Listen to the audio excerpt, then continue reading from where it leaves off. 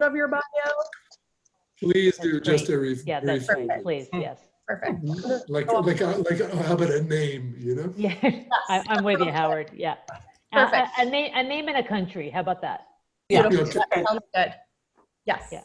All right. So hello, everyone, and welcome to the Academy for Eating Disorders webinar entitled Telehealth Considerations for Eating Disorder Mental Health Providers During the COVID-19 Pandemic.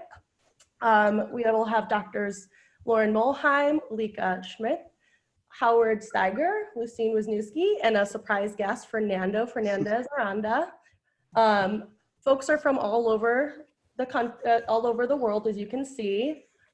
We've got two folks from the US, we've got the UK, Canada, and Spain covered. And my name is Caitlin Martin-Wager. I'm your moderator today. Also with us is Ronald Fan, AED's membership manager. So if you have any questions or concerns about the webinar, feel free to reach out to Dawn Gannon at AED headquarters via email at dgannon@aedweb.org. So it sounds like everybody can be heard right now, which is wonderful. So we can skip that step. This is scheduled to be about 60 minutes and it's being recorded. So if you can't observe all of this webinar, you can actually find it on the AED website shortly afterwards, and it's available at download 24 hours a day, 7 days per week. So we're gonna start this Q&A panel. We've prepared some questions related to the implications of COVID-19 on the treatment of eating disorders.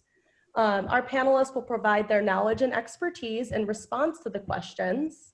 If there's any additional time for questions from the audience, we're happy to include that as well. So feel free to submit questions to the speakers during the presentation using the Q&A text box, which is in the middle bottom of your screen. So we already have their volume, that's great. Why don't we just go ahead and dive right in since we have a lot to cover, if that works for everyone? Great. All right. So our first question is, how does teletherapy impact assessment procedures and treatment recommendations? I don't know who wants to start. I mean, maybe I think it's a really interesting question to think about for those of us who were doing teletherapy before this hit, and then how things have changed since then. And so I think my brain has been a lot on the transition of what we're doing differently now that we literally can't bring people in. So I'm curious about, I don't want to hog it up, but tell me from your perspectives if you're seeing anything special now. Well, I mean, it's sort of a new experience for us. I mean, I'm working out of a specialized program where we have a range of services, full continuum of care, and we've just started doing assessments via Zoom and other means. I mean, for the most part, I think it works very nicely, and there's sort of after a few minutes, both clinicians and people being interviewed kind of forget that they're on screen sometimes. There are always the specific issues of lack of easy access to kind of medical data, weight information, and things like that. I always try to work with collaborative atmosphere in which there's kind of a mutual trust and safety in sharing information. So we're trusting people to tell us what their weights are like, but also you want to set up permissions to contact GPs or get access. And I'm finding that people really appreciate the way in which we can set up collaborative connections among all of the people, and really are quite comfortable with being very open about this kind of stuff during the assessments.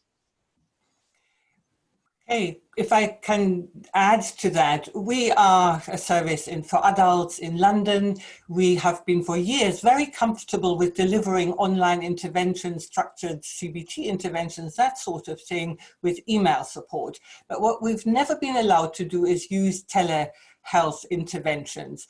And so in the current crisis, where our hospital has sort of essentially almost totally shut down all the intensive treatments that we offer. So our beds have gone down dramatically, our day services are shut down, and we are told we can only do really the absolute essentials. So we are essentially limited to now seeing only patients who are at very high risk or very severely unwell, and we are assessing those remotely, whilst also learning about telemedicine approaches at the same time.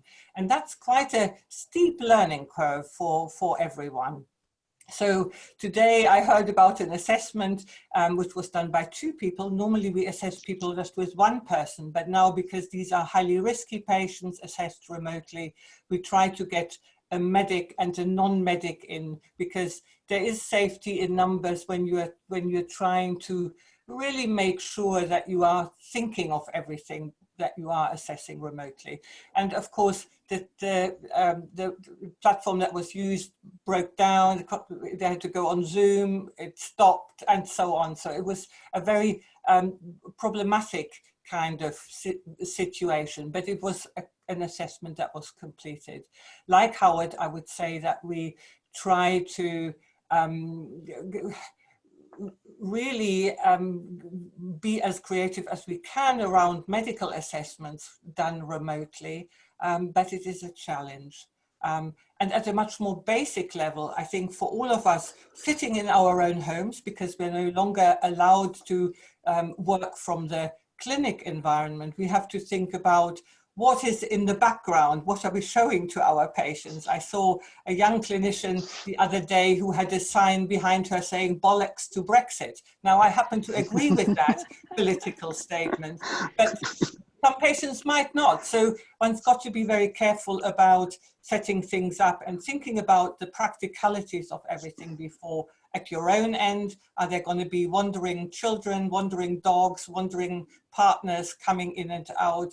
Have you got a safe space? Has the person on the other side got a safe space where they can be assessed confidentially without people overhearing things? And also to think a bit about, if there is more than 1 person in the room that you're doing the assessment with, how does that pan out? Can you hear everyone? How do you divvy up microphone space? Those sorts of things. I'll stop there.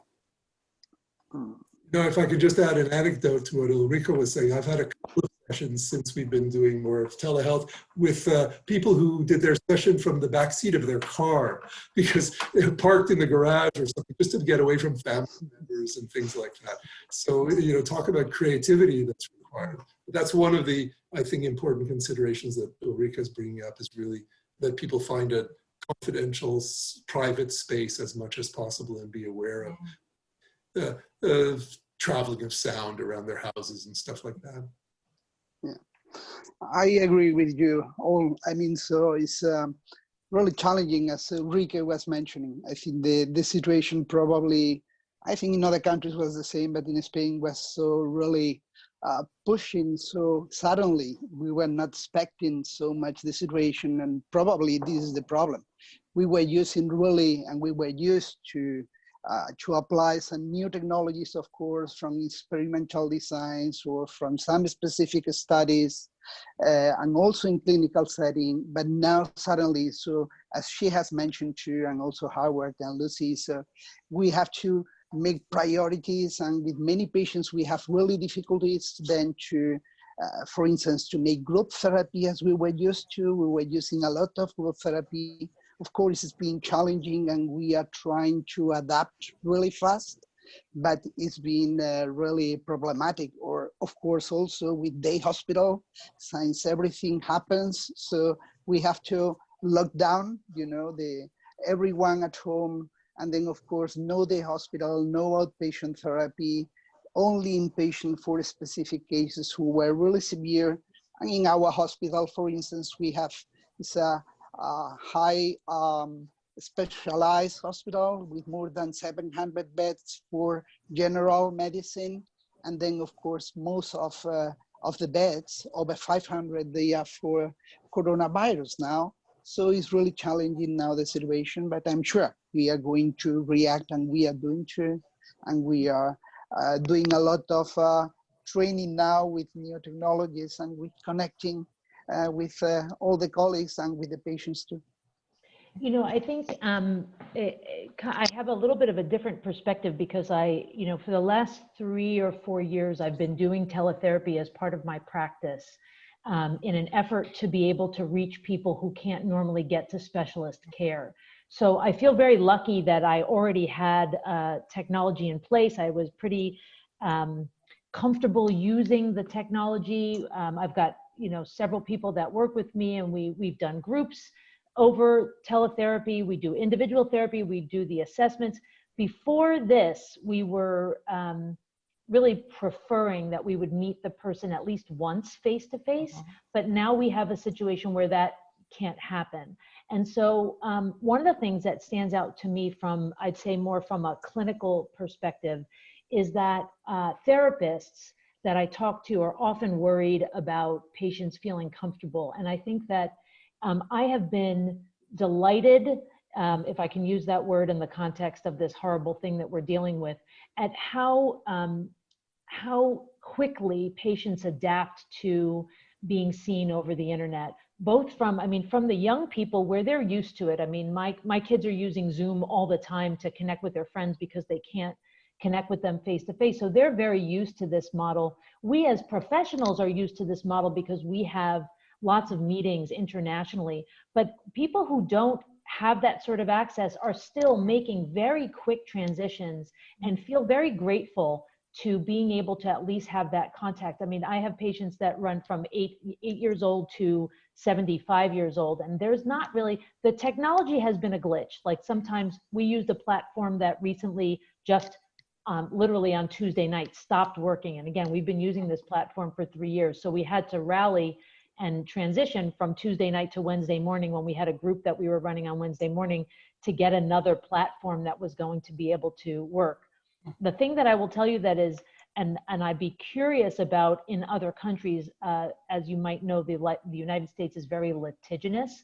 And so there are lots of rules about what you can and can't do over teletherapy. And many of those rules are being, I wouldn't say dropped, but softened for us to be able to connect with people without the threat of being sued for malpractice or for HIPAA non-compliance. We call it HIPAA in the States, where there's an issue of breaching confidentiality because of the state that we're in right now. So I'm actually really hoping that one of the positives that may come out of this is that the legal world and the administrative world can see that we can do this in a way that patients want us to do. Like, not the least of which is, before this last week, we were not able to use FaceTime. We had to use a HIPAA compliant platform. And sometimes patients, for whatever reason, their bandwidth, they couldn't make it work. We were not allowed, even if the patient said, okay, you can call me on HIPAA, you can call me on Facebook, on FaceTime.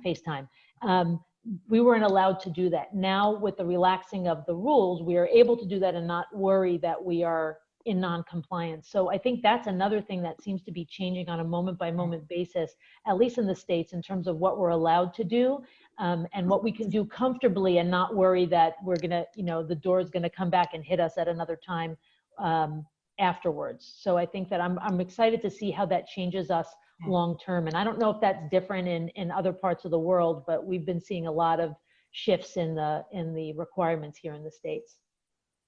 Thank you. So I'm hearing a lot about the necessity for flexibility and resiliency for both providers and patients during this time. I'm wondering now, like, what type of recommended procedures for weighing patients who are typically weighed in the office as part of the treatment protocol that you might have? This will differ, of course, according to whether you know the patient and have a bit of an established relationship with them already, or if you know their family and their family relationships, or if it's a brand new patient. So with many patients with anorexia, like Howard said, we do this very collaboratively, and I would have no problems just asking them to weigh themselves at home by themselves. With a new person, I think you need to have a good discussion about what that might look like, whether they can do it themselves, whether they might feel tempted to falsify their weight, whether anorexia might play tricks on them to do that, and under what circumstances that might happen, and whether they could tell you if they had done that, and whether someone could help them. So I work with adults, so we would all discuss those sorts of things. Perhaps people working with children would give a different answer. But so if you know your patient and you trust them, then they can do it themselves. If you don't know them, have a discussion with them that's quite candid and look who might help. Yeah, I would add really just kind of a ditto. In most cases, even in face-to-face therapy before the era of COVID, I would often feel very comfortable with a patient weighing themselves and letting me know, giving me feedback, and that kind of thing is usually part of any well-functioning therapeutic relationship. Maybe one thing I would suggest is, especially it's going to be applicable to people who are more vulnerable, who have really low body weights, and especially those, as Ulrika is saying, who are just newly starting therapy. You're going to obviously want to have consent to communicate with a GP or with some medical practitioner in the community, which opens up the possibility of allowing communications around weight with somebody doing a physical measurement, if that's going on in your community. If I can just say that that's very difficult where we are at the moment, you know, because the general practitioners in the community are totally overloaded. They don't see patients face to face. So those routes that we would normally have about involving someone in the community, a community nurse or a general practitioner, they are essentially blocked now. That's the difficulty. I suspect, Fernando, that must be the same in Spain. Yeah, it's the same in Spain now at the moment, so it's quite difficult. Of course, that with looking at the weight, it was not, as Howard also mentioned, it was not so problematic. At least if, yeah, and you were mentioning too, Ulrike, at least if we know really the patient, and of course with bulimia or binge eating disorders, this was not the issue that is going to be discussed during the session. So this is not really major problem. Of course, the problem is when you don't know really the patient and it's going to be the first time that you met them. So it's not really a trust. And of course, and I think this is only a question of time. So we are going to adapt to the new situation. As Lucy also was mentioning, we are going to adapt, and patients, they are adapting very well too. Some people were asking the type of tools that we are using. Lucy, I'm sure you are more familiar with, but at least from our side, we are using, of course, Zoom or Skype, and of course, calling telephone calls. You know, one of the things that I've seen clinically that has shifted for my people that we had been seeing face-to-face that are now having to be seen over the internet is a real struggle about how to do their weight now that, because they might have been used to getting weight in the office and now they're having to get weight at home. And that was a really good strategy for them to not have a scale at home because they could just get weighed with us. And now that we're shifting that, that's been a real challenge for people to think through. Am I going to buy a scale? Am I not going to buy a scale? If I'm going to buy a scale and that's going to be clinically very difficult for me to manage having in the house, how will I do that? How will I keep myself honest for myself? How will I keep myself not obsessed? So those are things that clinically have become something that I find that I'm needing to talk with my patients about now that many of them are taking their own weights at home. So something. And of course, for those who are working with younger people, adolescents, you're often engaging family members, and that's not inappropriate also through the telehealth kind of means. With more mature people too, you know, I'm thinking of people who are a spouse or a sister might be involved and could be somebody who sort of assists with the weigh and things like that. And it's pretty typical for FBT doing FBT over teletherapy that parents are weighing the kid anyway. So yeah, that seems to be less of a challenge. All right, thank you. For folks that are in a higher levels of care that include a group treatment component, do you all have recommendations on particular group therapy platforms or other considerations when you're thinking of a group treatment context? our program is quite group-centered. We do outpatient groups as the core of most adult treatments. We do day hospital and day programs, things like that. And we have actually developed, it's a very interesting experience over the last 2 weeks when things have been getting more difficult here in Montreal. We've developed a virtual day program where using a Zoom platform, we divided our day program. It's normally about 15 people, and that's a lot to sort of keep track of on a single Zoom screen. But so we have 2 therapists doing the group halves, and then they do a morning session. They actually do a meal, a shared meal on the Zoom with a bit of a plan of what people should make for themselves at home and eat it. And then they do like a follow-up session in the afternoon after the meal.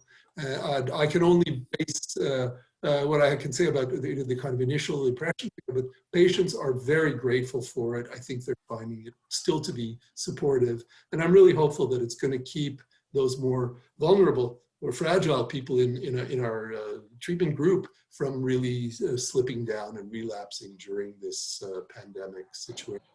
And I think we have an opportunity also to see people in their home environments and be able to coach them in ways that we might not have been able to see before. I think that being able to prepare your meal at home and bring your meal right on the screen, I think there could be some really creative ways that we use to have that be therapeutic as well.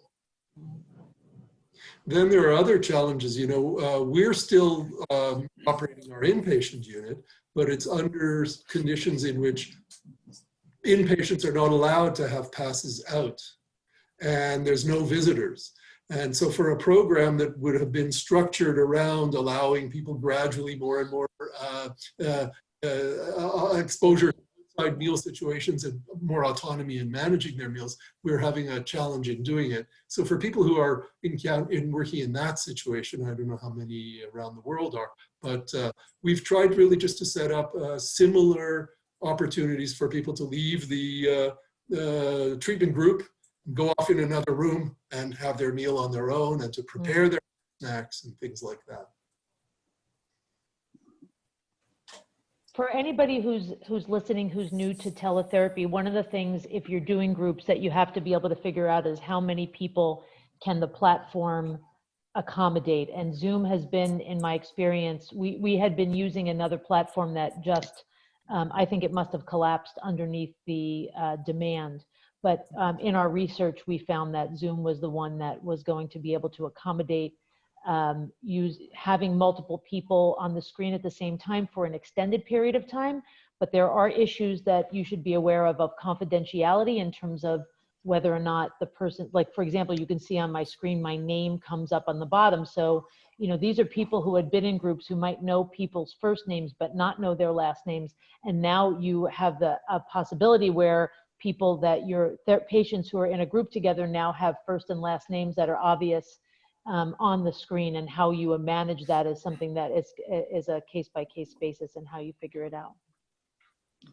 Just be aware of that. We have also found that Zoom seems to work best. Our hospital recommends Google Teams, and we use that for a lot of meetings with other professionals.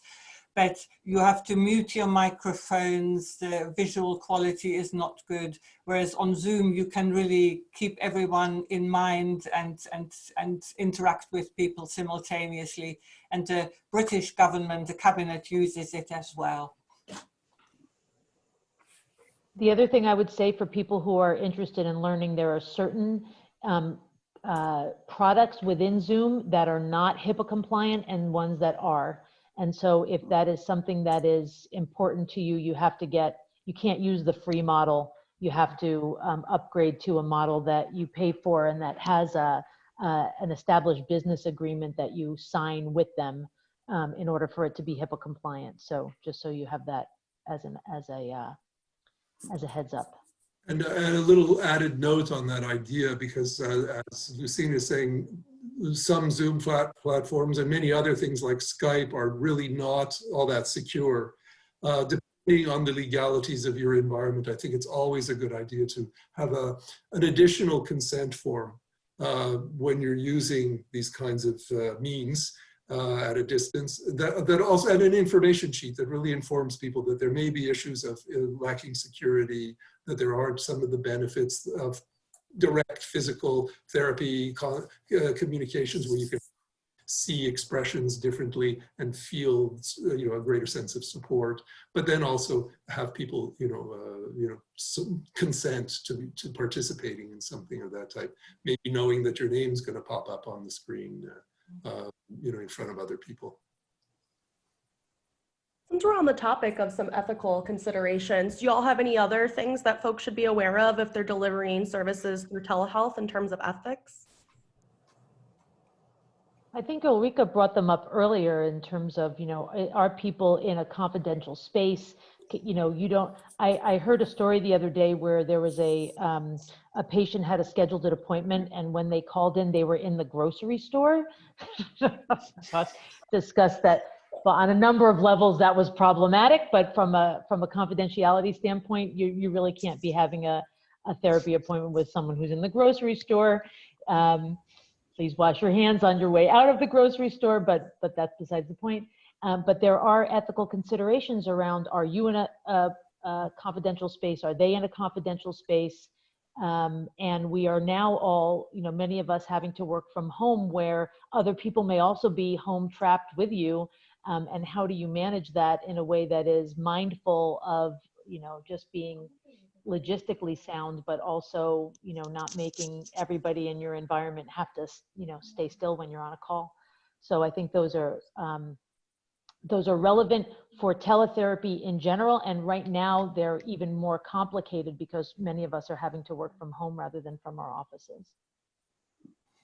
And for us, the biggest ethical issue is really who we prioritize at the moment, that we can't at the moment carry on seeing all the patients that we have on our books and that want to be referred to us, that we can only do essential work, seeing the most severely unwell people, where we are intensifying the support at home and seeing them multiple times a week.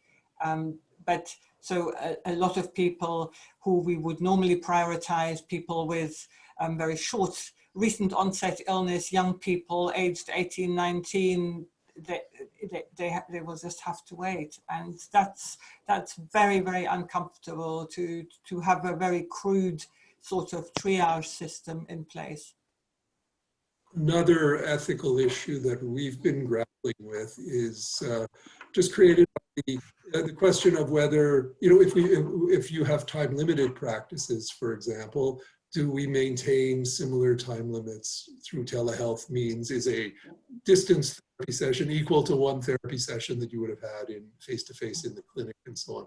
And although I don't have a very clear answer on that, kind of working it with our patients as well, and trying to just come up with compromise sort of solutions that are about accommodating the reality that we're all going through an exceptionally stressful period of time, and that some of the communications that would want to go on that are relevant therapeutically are a little impeded.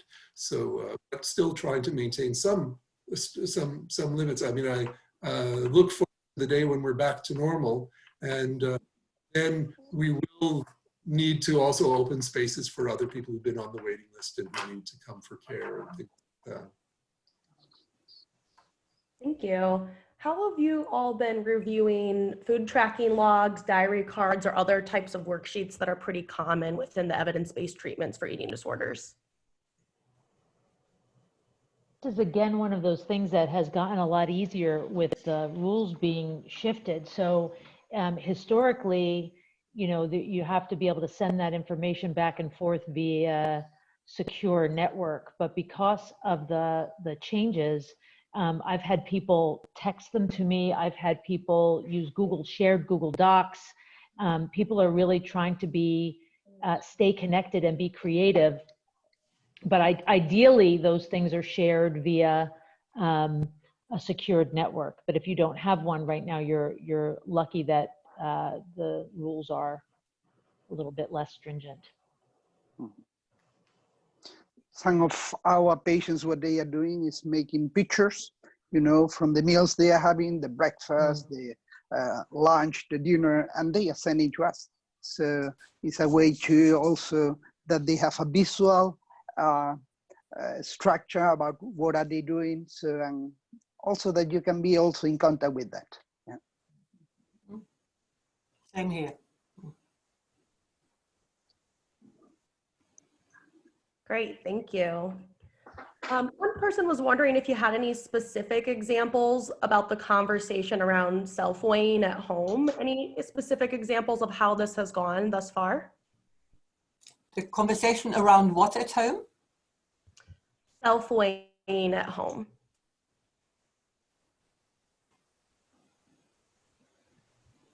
You mean in terms of like about being honest and sort of that piece? Yeah. Being able. Some of you described how you've been handling having patients self-weigh from home, and one of the attendees was wondering if you can give some specific examples of how those conversations went. I mean, there's so many variations on this one. In the case where it's somebody being followed after an established therapy, presumably the role of the weigh-in in the therapy is well known, and it's part of a collaborative kind of experimentation to evaluate whether beliefs about weight gain and the effect of foods on weight and so on are valid and so on. And so that'll be a very comfortable one. It just comes automatically. Otherwise, I don't know that it's so different from the introducing the idea of a weigh-in is not so different from what would happen in a face-to-face therapy that's just starting up too. It's really about making sure that people see the rationale clearly for why they're being weighed, that it's not a sort of policing of weight, but it's a really a using of weight as a useful index to evaluate beliefs and fears around weight change and so on. I would also perhaps describe what I would normally do if I had met the person face to face, how we would do it then, that we cannot do now, and invite people to say, well, how would that have felt if we had done it that way? Do you have any suggestions how we can deal with this now? Here is what we sometimes do with other people in this current circumstance, and give them options and invite their own ideas. And see it as a shared problem, and as you said, explain the rationale for why this is a part of the therapy. I think it's also okay to acknowledge that it is likely going to be difficult. I did an assessment recently with someone that I hadn't met before, and I asked her, you know, I oriented her to the fact that normally she would be weighed when she came in. Given that she's there, does she know her weight? Is that something that she tracks? And did she think that it was going to be difficult, given that she was, you know, that we weren't going to be meeting face to face, for her to be honest about ongoing, given that weighing herself was going to be something that would be expected for her to do, so that we could have a sense about whether what she was doing was having any impact on her weight or not. So like just being sort of genuine about understanding that it would likely be hard. You know, I know that it's really hard for many people. Do you think it's going to be hard for you? If it's hard for you, how will we talk about it? You know, is there anything I should know? Are you likely to lie to me about it? Are you likely to, or is your eating disorder likely to make you want to lie to me about it? How will we address that when that shows up? Because it's going to be likely that it shows up at some point, even if it's not there now. So I think that addressing it head on in a compassionate and collaborative way is likely to, you know, have the most likely positive effect. Maybe in a kind of related vein, I've had a couple of experiences around, you know, the issue of being shut in, aside from the fact that I think the biggest difficulty that people are experiencing is the sense of isolation that they feel, you know, which I guess we all share. But also being shut in challenges all kinds of ideas about I'm moving around less, what effect will this have on my weight, must I, helping people manage the temptation to go and do some kind of exercise, stationary bike, whatever else is around kind of thing. And so there's a lot of opportunities there too, though, I think, to put to test beliefs around the necessity of following any kind of eating with some kind of action. Mm. We've had patients with binge eating disorder saying to us that they can suddenly see that they are in a higher risk group because they're obese and they have all sorts of medical problems, and that this has been a real wake-up call for them, and that they want to redouble their efforts to kind of work. So as you say, there's a lot of positive there as well, and it does bring out resilience and a sense of a wake-up call in some of our patients. Big issue for people with binge eating behaviors in general, in an environment where you don't want to have to go to the grocery store too often or to get food. And so you want, people sort of stock up and then are locked in a closed space. So again, many potential hazards and those opportunities to help people work how to limit their eating behavior and losses of control and things like that.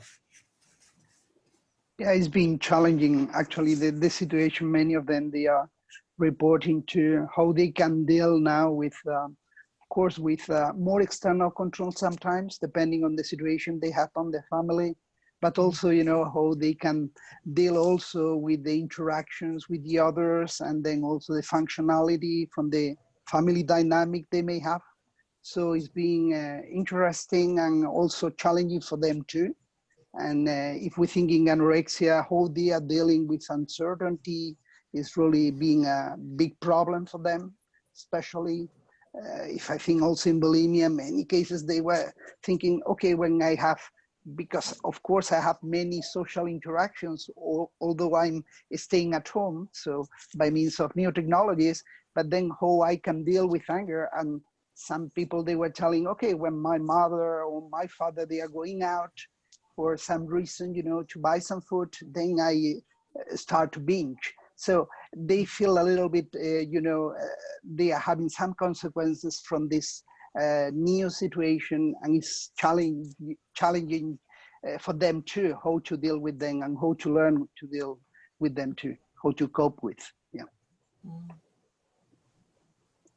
Thank you. Dr. Schmidt, you had mentioned that sometimes you're feeling like you're having to triage at this point, and one of the attendees had asked if you have any, you or anybody on the panel has any particular criteria that's being used right now to determine if a referral to an in-person program versus online program would be more effective. To an inpatient program? I think they just mean like an in-person program in general. Face-to-face. Wow. So when we receive referrals now, we really just look very crudely, is it life-threatening or not? Or can we not decide? If we can't decide, we will assess. If it's life-threatening, we will also assess. And we will do this quite comprehensively with several team members.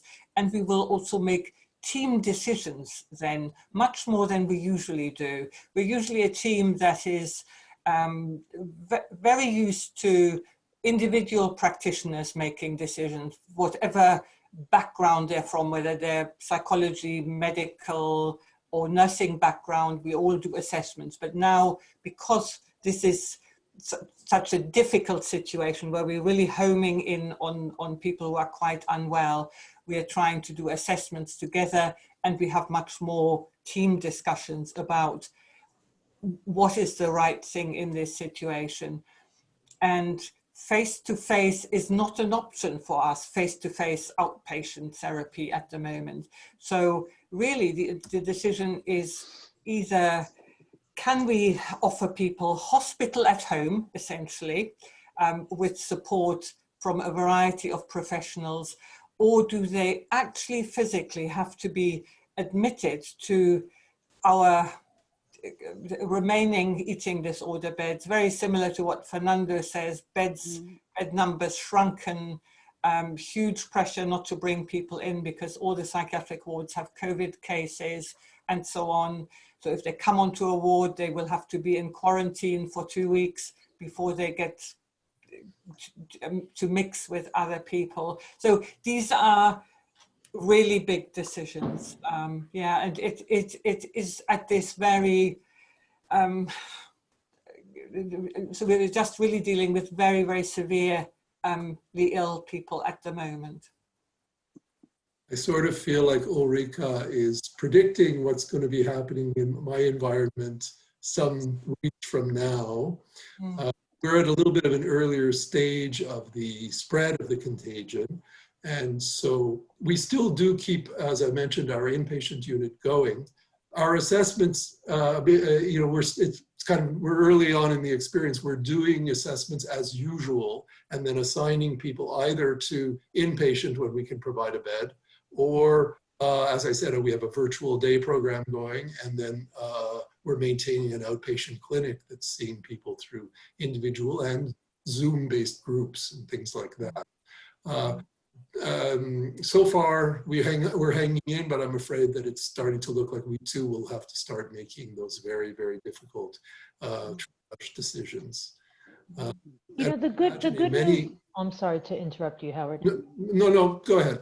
I was going to say the good news, maybe the making lemonade out of lemons about this is that now that there are more people in your country who would be able to have access to teletherapy, it may be that there are people who are trained who might not be in your city that they could get access to via teletherapy for these less sick individuals. Because I think that you know, there hasn't been as a system, at least here in the States, when someone can't get in or someone is in an environment where they can't have access to those higher levels of care, they often feel stuck. But now, because we have this opportunity to do teletherapy and we have, you know, people who may be trained with us or we know have expertise but are in a neighboring you know, city or in a neighboring environment where they have access to do teletherapy, maybe those people can be better treated with you know, somebody else that's not face to face. So there may be a silver lining here, is that we can use those systems, we can use that network to be able to get these lesser sick people into healthcare more quickly. There's also another silver lining for us, which is that obviously London is a big international city, and a lot of our patients have come in from abroad, and a lot of them have gone back to their home countries, which often have even less well-equipped health services, and we can try to stay in touch with them via telemedicine, including bringing interpreters on board to talk to the families in the home country to support them if there is a language barrier. So we're doing those things as well to try to stay in touch with our more vulnerable patients. Yeah.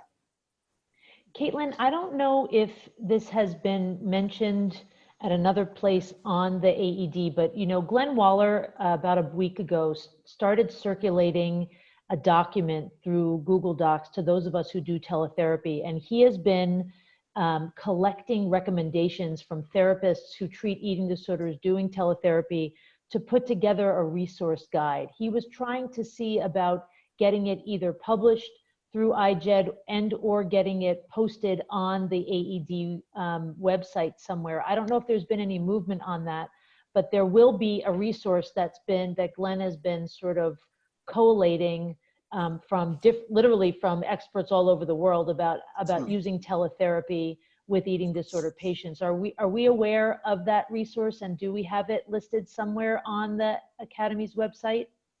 I'm not sure, but I'll follow up with that. And I think that sounds wonderful. And if you all have any other recommendations, since we're on the subject of places where you know that there are some resources relating to eating disorder treatment given COVID, feel free to share those right now.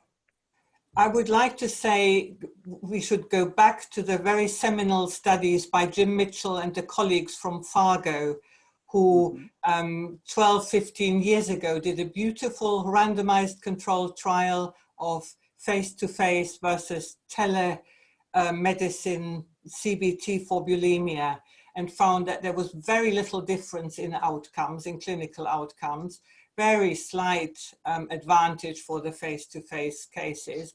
And interestingly, they also looked at the therapeutic relationship in this study and got both therapists and patients to rate this. The patients rated the Teletherapy alliance as positively as the face-to-face alliance. And guess what the therapists did? They thought the alliance wasn't as good. So this is sort of very similar to what you said, Lucine, but it's interesting that 15 years ago or so, the Fargo people had done this beautiful trial, which really said all this to us at the time. And having looked it up again prior to coming on today, I thought, why haven't we got more data in eating disorders about this? But I think it's because we all got very excited with computerized, sort of more automated programs, that this got a bit neglected in some way, and certainly doing trials on this got a bit neglected. I know in Germany, Katrin Giel has done a pilot study using our anorexia outpatient treatment mantra in telemedicine after people have had a period of inpatient treatment, and she's just about to start a big trial of this in Germany. But again, this has been halted now until this crisis is over. Oh, but maybe if we're resourceful, we'll find ways to turn the crisis into a springboard for some very good research. We're trying to measure what's going on with our telehealth services right now. Difficult, but we're trying. But since you're, just to add to what you've just mentioned, Ulrika, I also was doing a little homework for this webinar, and there's a very nice review in the Psychiatric Clinics of North America. It came out last year that refers to the studies that you just mentioned. And also it just reiterates that point that telehealth-based treatments wind up being invariably about as effective as face-to-face treatments are. And as Ulrika points out, in some ways, actually, are viewed, can be experienced as more favorably, less threatening in some ways and things like that. That review not only reviews the scientific evidence, but it really discusses quite thoughtfully all of the ethical issues and other things that have been part of the conversation today.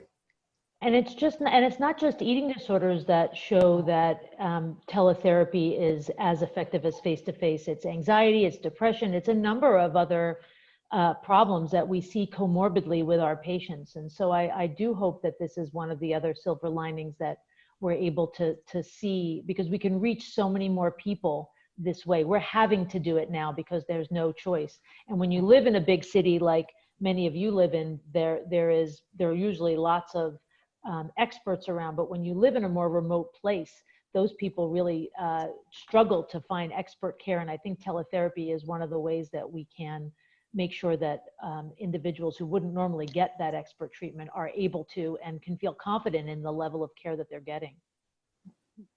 Yeah, I agree too with your comments. And I think probably in the near future, also the research is going to go in that way, actually trying to demonstrate, because we are forced in a new situation, so trying to demonstrate how effective is being also telemedicine, as it has demonstrated, as you have mentioned, in many groups in Fargo, but also in Sweden and also in other countries. Our experience when we were using not directly telemedicine, but web-based treatment, and then also with coach there, it was that the dropout was really high. But of course, the patients, they had another options face-to-face. And for that reason, they prefer to go into face-to-face. So in situations like here that, as Ulrike mentioned, so we have no other options. I mean, so with outpatient, we have no other options to offer. I mean, so has to be telemedicine. I'm sure is going to be a challenge, and we need to develop more strategies or even learn from the strategies that have been applied in the past. I don't know in other countries, but at least in Spain, the situation is that we are receiving the last 2 weeks few referrals, because actually the people, the patients, they are not going to the GPs.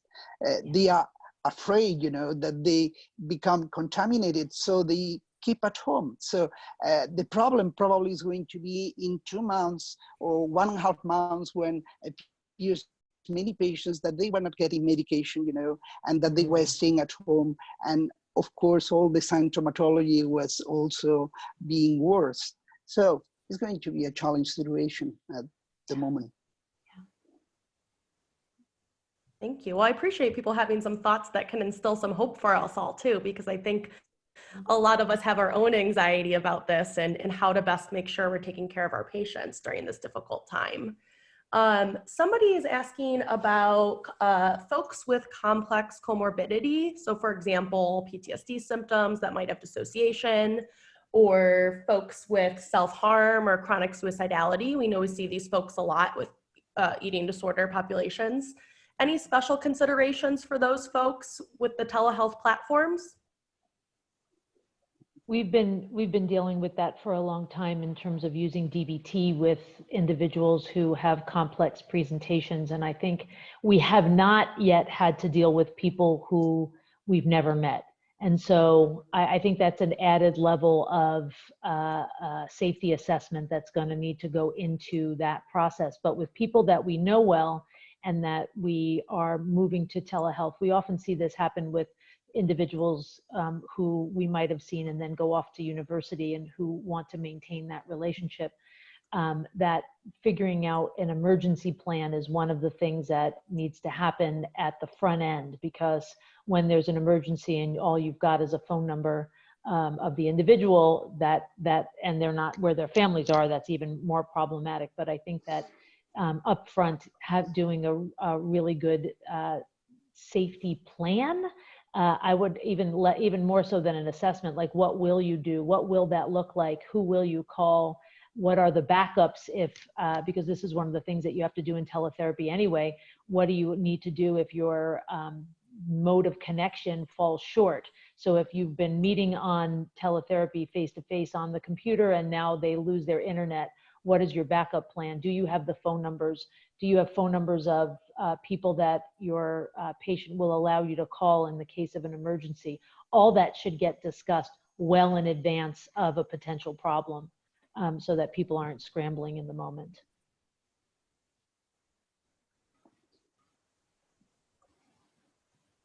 Yeah, good recommendations, and those similar ones to the ones that we're tending to follow in those kinds of situations where there's sensitivities or dangerosity of that type. I think it's really important to be, in a very open way, introduce the idea that there should be a contact person available who's in the environment, who can provide backup if there's a crisis and so on.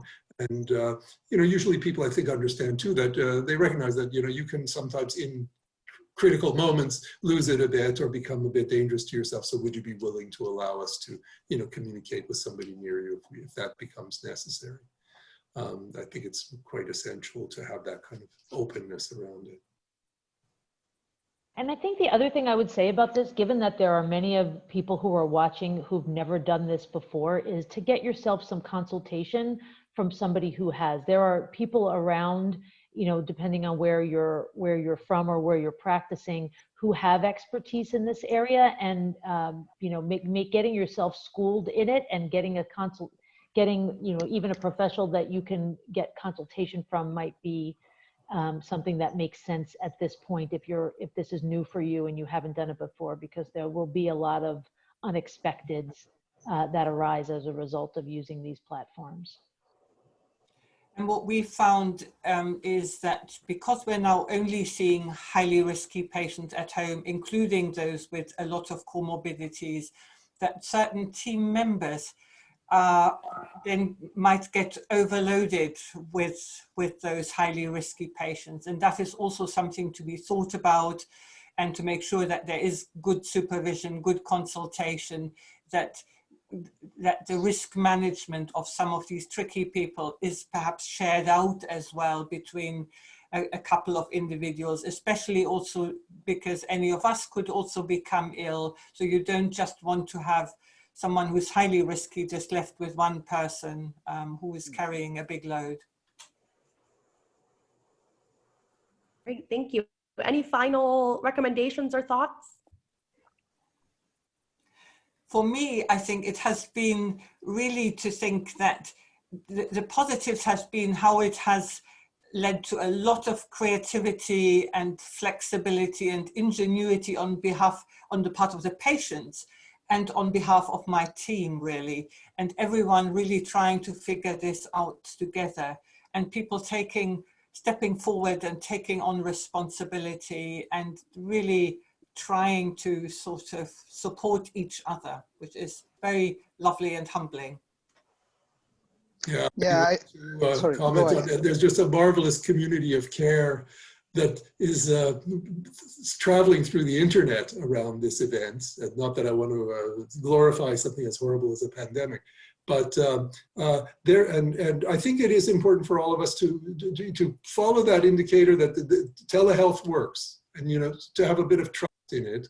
It provides a lot of the same assurances and supports and assistance that a face-to-face therapeutic relationship has. So providing you implement some of those extra precautions or provisos or communications that it might be, we've talked about around weigh-ins and self-mutilative behaviors and other things, I think we can know that we can still stay true to our role of trying to help people get through their eating disorders, even in a tough time that they have to get through as well. Yeah, we were actually in our team learning really how to deal not only with technologies, but also with teamwork, as Ulrike also was mentioning. So we are having with Zoom every morning, session, as we will do also in our unit, normally face-to-face. But of course, there are some situations that are being challenges, and then of course we need to to see how it's going to develop probably in the near future, and specifically so with risky patients, as you have mentioned, patients who have also substance use disorders, or they have isolation and they may have not really support from families. So it's something that is uncertainty there, and we need to see also how we can adapt it. I'm sure we are going to do. Well, thank you all so much. These have all been really hopeful, creative, and adaptive solutions. I know I have a lot more hope after hearing you all share your expertise. So that wraps it up today. And thank you, Dr. Fernandez-Aranda, Dr. Schmidt, Dr. Steiger, and Dr. Wisniewski for your helpful guidance during this very difficult time. We know you're all busier than ever, so we really appreciate your contributions. Thanks for having this. Thank you so much. Thanks. Thank you. Good luck, everybody. Bye. Bye. Thank you. You too. Bye. Wash your Keep hands. safe. Yes.